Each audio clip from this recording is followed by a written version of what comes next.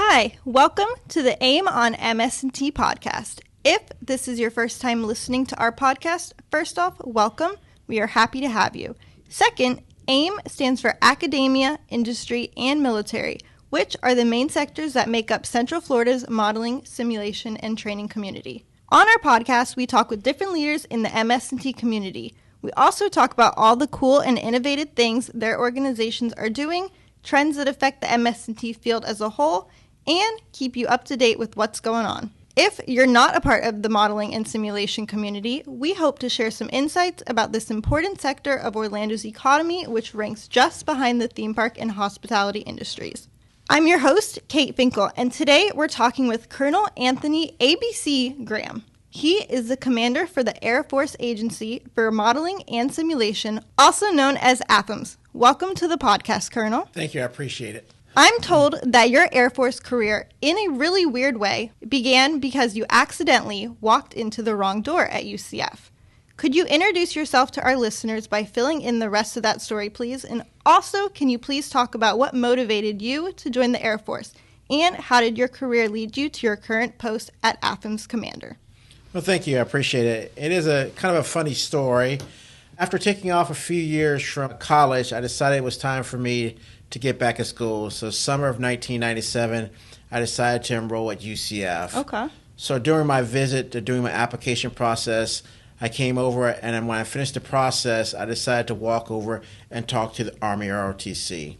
Now, the reason why I was talking Army ROTC is because my very first year in college, I took a semester at Army ROTC. It's like, I think this may be something I may be interested in. Okay. Well, the way the two buildings located at UCF is the Army and the Air Force ROTC units are right next door to each other. They shared a trailer. So when I walked up, I, of course, walked to the first door I see, and I walk in. As I'm walking down the hallway, I'm probably about halfway down the hallway when I start noticing a bunch of airplanes on the wall and realize, oh, I'm in the wrong building. So I decided to turn around, and on my way out, Major Morant actually asked me, hey, can I help you? Well, I felt bad just saying I'm in the wrong building, so I decided to sit down with him, have a conversation with him regarding the Air Force ROTC. We spoke for about 1 hour. After the hour, I left with the pamphlet and went next door to the Army ROTC. The Army ROTC, I want to say I was in the building maybe about 10 minutes because I had some familiarization with the Army ROTC.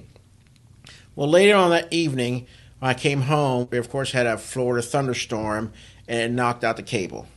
So with no TV to watch, I figured, let me read this Air Force pamphlet stuff that I was given. And then I remember the conversation I had with Major Morant, reading the pamphlet, and I felt like that was a better fit for me. So I actually came in the Air Force by accident. So I've been in almost 26 years by an accident walking in the wrong door back in 1997. What led me to AFAMS is actually I was friends with two commanders ago, Rob Epstein. Rob and I flew together back in Omaha, and I had started following him on LinkedIn and Facebook and saw that he was down here in Orlando. And I'm originally from Palm Bay, Florida, which is about an hour from here. Okay, yeah. So I was looking at, how can I get back there? And I was like, this may be something interested. And I really started looking at all the Facebook posts Rob was making, and it really looked like he was enjoying what he was doing. And I was like, that may be something I'm very interested in. Well, when it came for Rob time to leave, I thought, perfect time for me to replace him. However, ACC had a different understanding of how long I was going to be with them. So they said, you are not eligible to move yet for another year. So I said, okay, I'll stay at ACC another year. So when that year went by, I ended up getting a job at Patrick Space Force Base as the vice commander there. Well, that's when Colonel Beers was actually sitting in a seat as the AFAMS commander. I also knew Colonel Beers when he was Captain Beers, and I was Lieutenant Graham when we flew together on an RC-135 Rivet Joint. When I heard that he was leaving, him and I spoke, and he said, are you still interested in the position? So that's how I ended up getting the job, as I was recommended by Colonel Beers to General Simmons, and he hired me in his position. Thank you for that backstory. And now let's talk about your organization. For our listeners who don't know, AFAMS and its mission focus are a little different from PEO STRI, PM TRACIS, and NOC-TSD.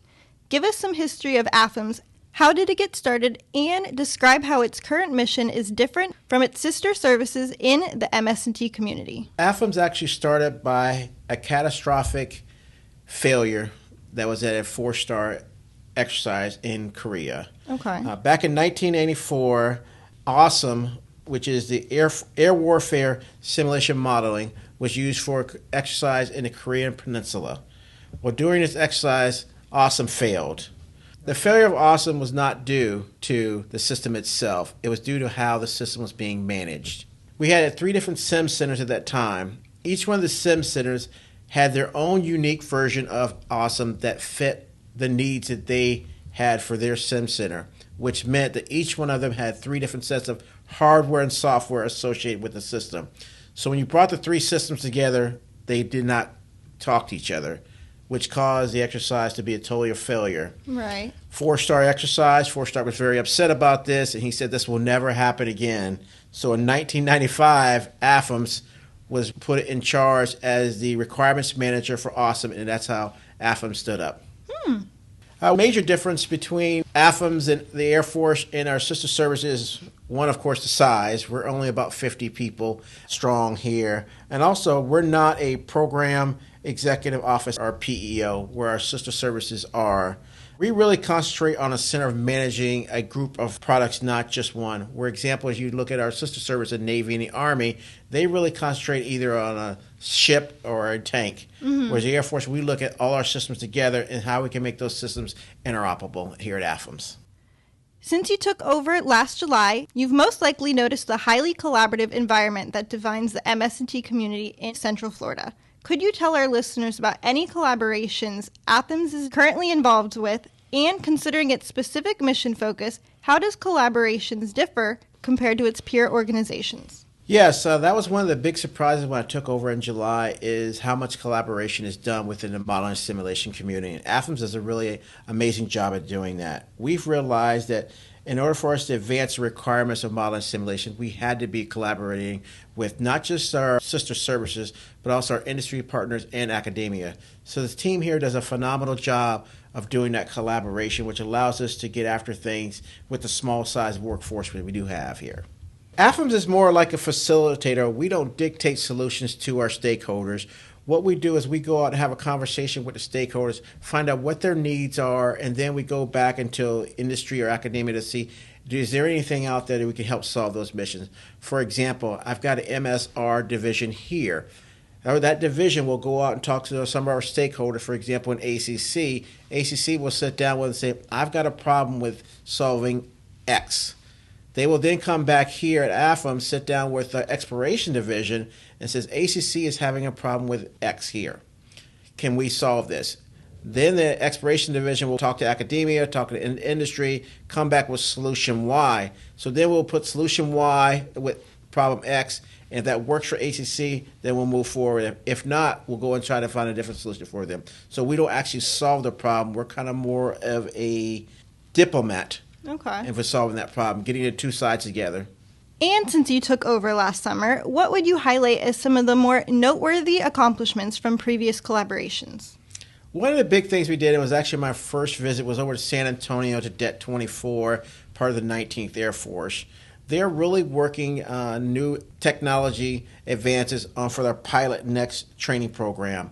As we know, the Air Force, we have a shortage of pilots. So we're trying to find new inventive ways to get our pilots trained faster, and that's what modeling simulation is coming into. And Det 24 is on the tip of the spear of doing that. So we work very closely with them, coming with different solutions, and also what does academia and, once again, industry have that we can help supplement the pilot training. So now our pilots aren't just taking those flights in the air all the time. They can do a lot of that training within a simulator, doing odd hours, and more importantly, now I can have an instructor, instead of having a one-on-one with a student in an airplane, he can have 3 or 4 different students running a sim at the exact same time, which has increased the capacity of getting students through faster. Now changing focus from the past to current trends and possible futures. With the entire globe being such a very fluid environment right now, what do you see going on that you think might eventually impact how AFAMS can go about accomplishing its mission?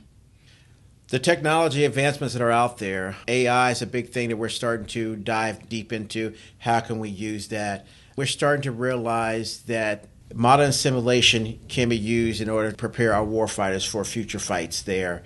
And it can get them to be trained without actually having to go to war. So when they do have that night one fight, they're prepared because they've gone through some of the simulations already and what they're expected to see.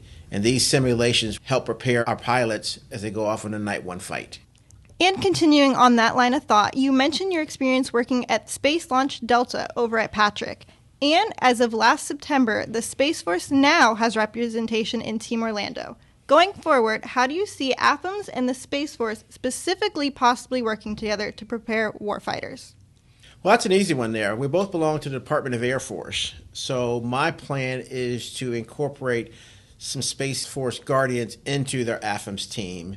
We are just now starting to explore space, and we've got a couple of our individuals now that are reaching out to the Space Force over at Patrick and STARCOM to get more involved. But eventually what I'd like to do is I'd like to see this being a more of a joint or more of a Department of Air Force services. So bring some of the young Guardians that are at Patrick or at STARCOM right now, bring them over to AFAMS so they can help with the modeling and simulation. As you know, it's not very easy to simulate real world moving a satellite around. So any type of modeling simulation you can do that help prepare that is going to be helpful for the United States. Those will be some interesting projects to look forward to. Now, changing the subject entirely. Indicators suggest that the MS&T field is poised to grow in the future. For our listeners who are thinking about a career in modeling and simulation, or maybe they have kids they'd like to encourage in that direction, what general advice would you offer to help to set them up for success in that field? Yeah, there's three things that I would definitely highly recommend if you're interested in modeling and simulation. And yes, I do agree, modeling and simulation is the future. You're going to start seeing for the Air Force a much higher emphasis on modeling and simulation. I don't know if it gets to the pilot numbers we have, but you're going to see it starting to get up there by the importance that the Air Force is going to be putting on that. The first thing I do recommend is having a strong foundation of STEM programs. You've got the math, the computer science, engineering. Those degrees there, that's where modeling and simulation is going to converge there. Second, problem solving. Modeling and simulation is not about just the graphics in there. You got to be able to come up with what are the requirements here and how do I get in and represent the system and make this system talk to another system out there and be compatible. And finally, communication skills. We're going to need people that can bridge the gap between the tech talk and the operator talk. For example, my background is in electronic warfare with a degree in finance. Oh, okay. I am not an engineer. So when we talk about modeling and simulation, I need that engineer to simplify that conversation so the finance person can understand what they're talking about. And vice versa, me as an operator, I need to be able to speak not just operator, but also be able to speak to the engineer to tell me exactly what I'm looking for. So those are things I definitely think we're going to need for students to do. However, I know that I said those three things, but I want to caveat. If you're not, STEM's not really big, we still need those people that are artistic and into gaming. A lot of the modeling simulations we have out there are big video games. And with the younger generation, they grew up on video games, so they know how these video games work. So I need those individuals also to be able to think outside the box. That is great advice. And to get a little more specific, what would you recommend to someone interested in following the military path to get into modeling and simulation? Well, as I mentioned, this is a great time for someone to jump into military for modeling and simulation. I see one of those careers that are advancing faster than some of the other careers and will be almost on the operational level, in my opinion, there. I think they have that strong STEM foundation, but they also need to be looking at not just the gaming piece of it, but also let their leadership know that I'm interested to know how these games work. Because those are the individuals that the leadership is going to be wanting to send to the courses to get more involved with the modeling simulations. For the folks that aren't in the military yet, definitely recommend maybe going to the academy or ROTC and also looking some of these colleges and universities that have specialized programs in modeling simulation. For example, UCF. Yeah. That way you're getting these modeling simulation from as your freshman year all the way to your senior year. Now you're coming up with a background that you wouldn't have beforehand. Eventually, what I would love to see is someone sitting in my seat as a commander here at AFAMS that has had a modeling simulation background prior to getting here. Thank you for that, Colonel. And my last question for you doesn't actually have to do with modeling and simulation. In the last few years, all the services have seen unprecedented challenges in making their recruiting mission to maintain the force. Now, no one will argue that the military is for everyone, but earlier you talked about why a military career was the right choice for you. Based on your experience, what would you say to someone who is considering options in the Air Force or another branch? I agree. Military is not for everyone. I think about General Brown's recent retirement speech or the quote he put on LinkedIn, and when his dad said 4 years in the military won't kill you. He ended up being in for 41 years. Wow. One of the reasons I stay in the military is I actually love what I do. I get up every morning and enjoy going to work. And I think if you give the military a chance, you'll see that. The military, to me, has always been a big family. Even though military members, we do move around a lot, the folks that you're with, that you work with on a daily basis, they become your family members. So I would say folks that are thinking about the military is go ahead and give it that 4-year chance. If you don't like it after 4 years, then you move on. But I think if you give it the full 4-year chance, I think you're going to see that military is a great opportunity for you for advancement. Thank you for the advice, and with that, we'll finish up this episode. We appreciate you making the time to talk with us today, Colonel Graham. And before we sign off, where should our listeners go to find more about AFAMS and what your team is doing? Well, thank you for having me. I definitely appreciate that. It was very enjoyable. If you'd like to get more information about AFAMS, look at our LinkedIn or our Facebook page. Jim Williams does a great job of putting articles out there. They're not just about AFAMS, but also about what the Air Force is doing. And it keeps me up to date with what's going on with the Air Force. There's a lot of things out there in the news, and it's hard to keep up with everything that's out there. Jim does a great job of taking those things and putting the pertinent information on the LinkedIn and the Facebook page for folks to go take a look at it. And both of them are open for anyone to have a public view of them. Thank you. And for everyone listening, to stay up to date on future events in the modeling and simulation community, check out our website, teamorlando.org. You'll also find us on LinkedIn, Twitter, and Facebook for more recent news and upcoming events.